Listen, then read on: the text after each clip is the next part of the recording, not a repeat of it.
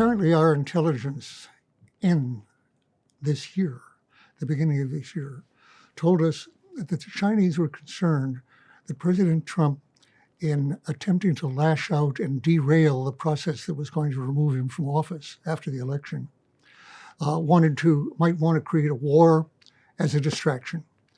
And we haven't heard, and I doubt that if it is the case, that the Chinese were concerned that President Trump would, in the first instance, launch a nuclear attack. We haven't heard that. I think it's doubtful they believed it, and it's doubtful that it would have occurred, especially an all-out nuclear attack. What we have heard is that the Chinese were concerned, and discussed this with General Milley, that he would take some military action that will result in armed conflict, which could escalate to all-out war, and that in Milley's eyes, he was concerned that the action they were afraid of might be serious enough that they would want to preempt it in some case. Let me just off the top of my head give an example of that. If the president announced that in our commitment to defend Taiwan, we planned to return to Taiwan with a military base, a Marine base or fighter pilots or whatever is part of that, that could very well prompt a preemptive attack, not a nuclear attack, of course, but an attack that would preclude the possibility of Taiwan again becoming a base. And that would be an attack probably involving U.S. casualties, which could obviously quickly escalate. Now, Milley took the Chinese concern seriously, and as something not neurotic, crazy, that could not be dispelled by any reassurance, but as something based on recent events and their reading of the situation that could be calmed by his assurance. His assurance was that the president could not take any action, I think, without the participation of the chairman of the Joint Chiefs of Staff and other members of the military. And the implication was they would be a calming effect. They would not allow anything precipitate to be done. Now, as a number of critics have pointed out, and in this case correctly, he was, to the extent that he was implying he could prevent the president from doing this, he was predicting an unconstitutional and illegal action by himself or the others. Under our Constitution, no military man, and no Secretary of Defense, can override the decision of the commander-in-chief that the defense of the United States, the national security of the United States, demands a particular kind of military action. The president does have the power to do that, and constitutionally, so far, that includes nuclear weapons. As some people have pointed out, when the founders put the declaration of war in the hands exclusively of Congress back more than 200 years ago, they did not foresee nuclear weapons. And nevertheless, the Constitution remains that way. And but the president on his side can repel an attack or can decide what to do militarily.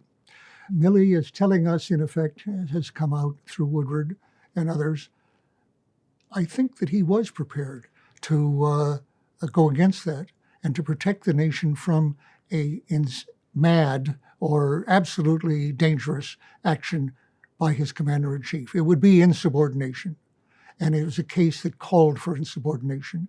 He could, of course, be fired instantly and replaced by somebody who would obey the Constitution and carry it out. And we can imagine that person in turn refusing and having a kind of Saturday Night Massacre effect. But the fact is that the president does have ability. Specifically, though, Milley has not said that he told General Lee or the Chinese that he would prevent this, simply that he would participate in the decision. That's not really called for, but it does not imply that he would not in the end have carried it out, or that a successor to him would not have carried it out. Now, he, in other words, saw this as an extremely dangerous situation, and we've been through this before. It was indeed a dangerous situation. As Lee worried the Chinese and the others, yes, a chain of events could have occurred that would have, under current planning and current commitments, have resulted in a catastrophic nuclear war between the U.S. and China, which could have been short-circuited at one level or another by one side or the other backing off. And experience shows that could be possible, but not that it's guaranteed, that we'd have a process of escalation. Now, we've actually been here before in the most dangerous way.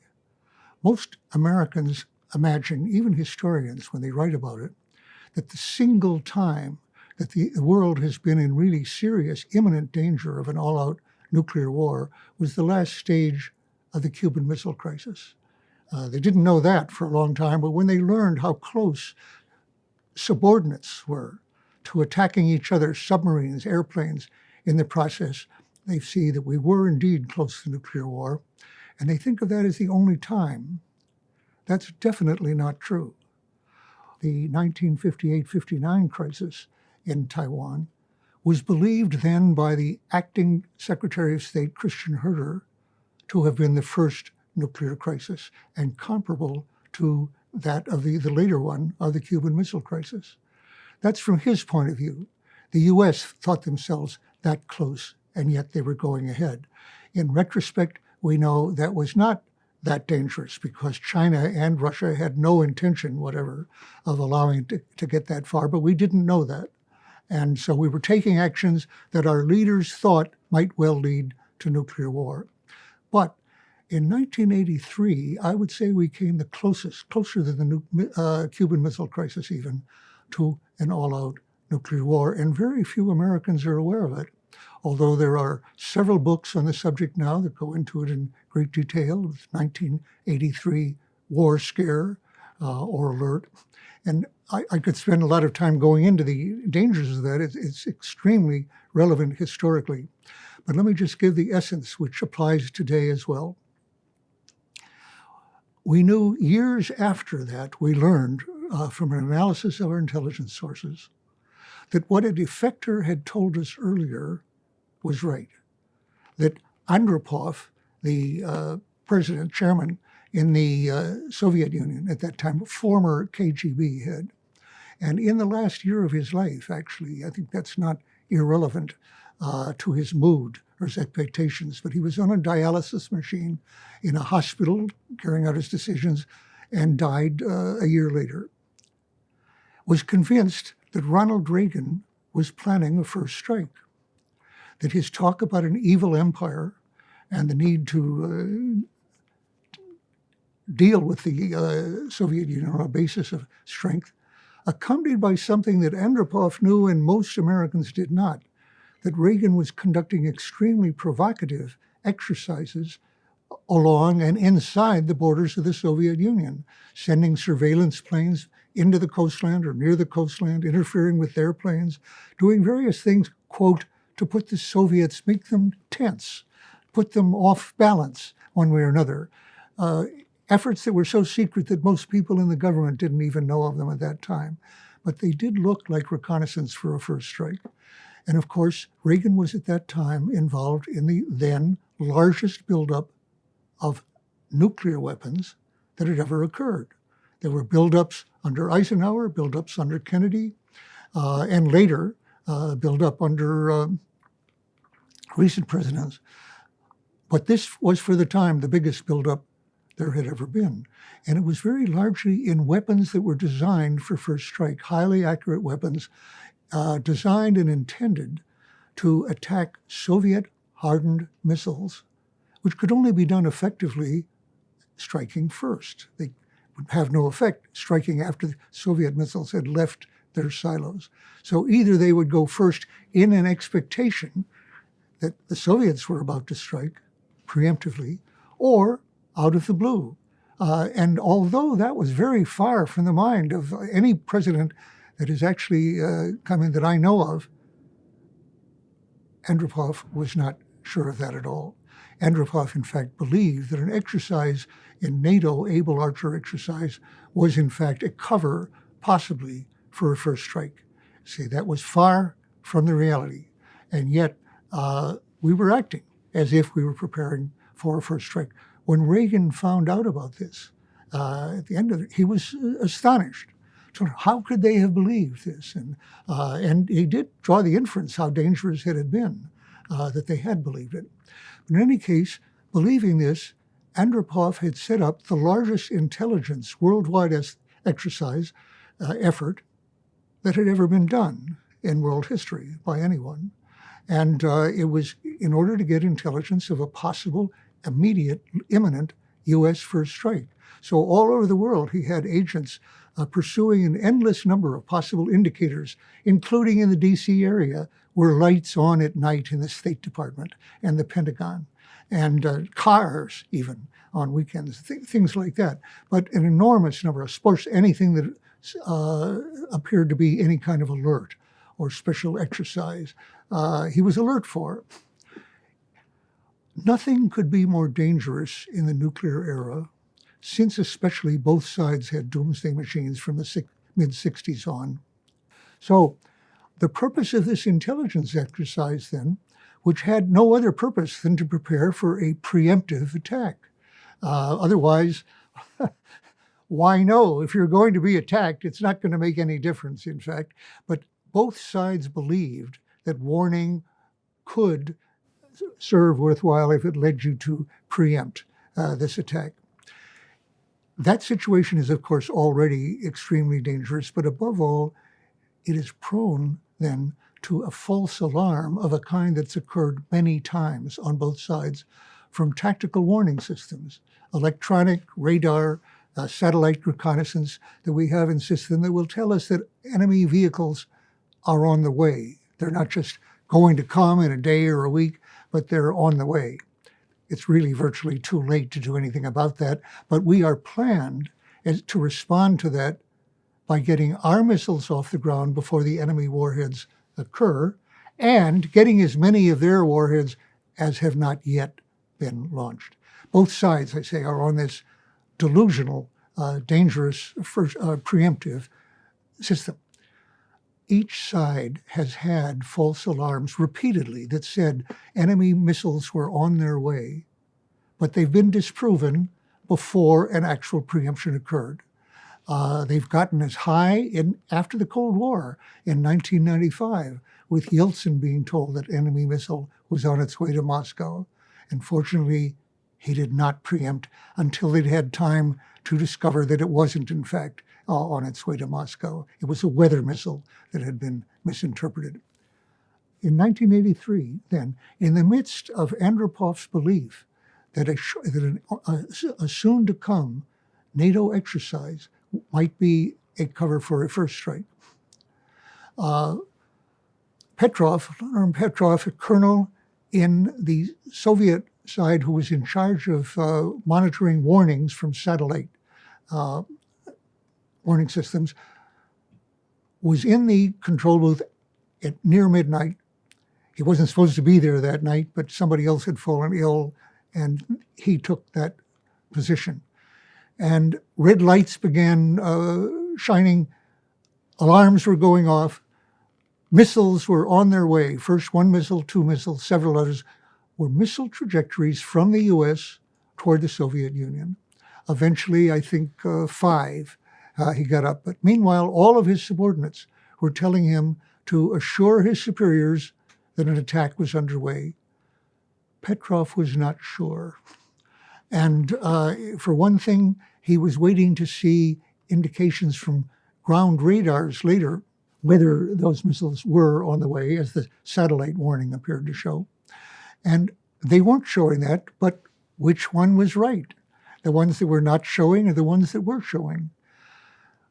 Petrov was religious, and one thing he said later, he believed it would be against God's will to blow up the world if it were not necessary. He never indicated that if he believed the attack, he would have refrained from passing on that warning. But as it was not sure that it was a true attack, he told his superiors a falsehood in his eyes. He said, "It is a false alarm." He didn't know that. Had he told them, and he conveyed this to me when I had a communication with him, had he told them what he really believed, that it was 50-50. It might be and it might not be. He believed that in that state of alert that they were, and warning and alarm, they would have preempted with on a 50-50 basis. And he didn't want to do that. When it turned out that No missile attack occurred. He was waiting himself in 10 minutes here to see what happened. He was reprimanded for not having told his superiors what he had really believed. And that there was a back and forth on that as to how he would be treated. He was finally forced to retire early with something like a nervous breakdown, ended up living on potatoes in his own garden, as a matter of fact. But he's described in a BBC documentary as the man who saved the world. And that's true. He did. Just as another Russian in the Cuban Missile Crisis has also had a documentary with the same title, Arkhipov on a submarine, who did save the world in his case. So we have a world that is dependent on just the right, unusual Russian or perhaps American commander in the right spot at the right time to short-circuit this process. Now, when we hear about, by the way, Andropov thought Reagan was mad. Andropov Reagan was deranged with his talk about, and many people in America would have agreed with him, rightly or wrongly, and that was in the context of this major buildup. Right now, in our past president, of course, was rather widely regarded as deranged. And according to Milley, the general, it has come out now in the last days that he believed that the president, he was the chairman of the Joint Chiefs, working with the president constantly. He believed that President Trump had mentally declined significantly since the election. If that were true, it would be understandable, would it not? Whatever he'd been before the election, that election is an extremely depressing event, as it was for Hillary Clinton, for example, 4 years earlier. How could it help but be? But in any case, it's not amazing that the Chinese were worried that they were facing an unstable, deranged president in Donald Trump. And they were not total disagreement with. Well, as a matter of fact, let's talk about an exchange that has just come out. Remember, President Trump was still the commander-in-chief at this time in January 6th. On January 8th, I believe it was, the Speaker of the House, Nancy Pelosi, is now reported, has agreed to have had an exchange with the chairman of the Joint Chiefs, saying, he's crazy. You know that. You can't say otherwise. He is crazy. And Milley said to him, I am in total agreement with you. Now, that is a dangerous situation for the world, and could happen again, with another president or any president. By the way, not to spend time on it, but with the studies that I've been making for 50 years here now, the pattern of at least occasional president instability is much greater than the American people have ever been told. I won't go spend the time on it now, but even President Kennedy, including during the missile crisis, was getting amphetamines at that time, seriously, that his brother was quite concerned about. Johnson, in the very decision-making of 1965, which the more you know about it, and I know a lot about it, the more crazy it seems. It seems hard to understand when you know the actual calculations that were being made. And at that time, two of his closest aides, Richard Goodwin, his speechwriter, and Bill Moyers, an almost son-like, each came to the conclusion that at that time, in the spring of 65, their boss, President Johnson, was clinically paranoid and was crazy. And they felt they simply wouldn't be believed if they put this out earlier, but there's a lot of evidence for it. Nixon, of course, especially in his later days, showed symptoms that led his Secretary of Defense to do exactly what General Milley just did. In fact, Milley and his aides described it as pulling a Schlesinger, referring to Secretary of Defense Schlesinger, who told his military commanders not to accept an order from the president that did not go through Schlesinger. I repeat, that is against the law, his obligations, his oath, and the Constitution to do that. But in this emergency, he felt it was right to do it, and nobody has really ever contradicted that. Nixon was drinking heavily and showed extreme depression as he faced impeachment. Again, understandably, but that he was commander-in-chief, and just as Johnson had in the spring of '65. So we come to this situation now with a president feeling that nothing other than a war can keep him in office. A small war, but with China that could become a big war. Okay, so I am saying, I believe I will infer from what we now know, which is minimal. Haven't even got the book yet. It's going to arrive next week by Woodward on this subject. But I think looking back on this, we may very well conclude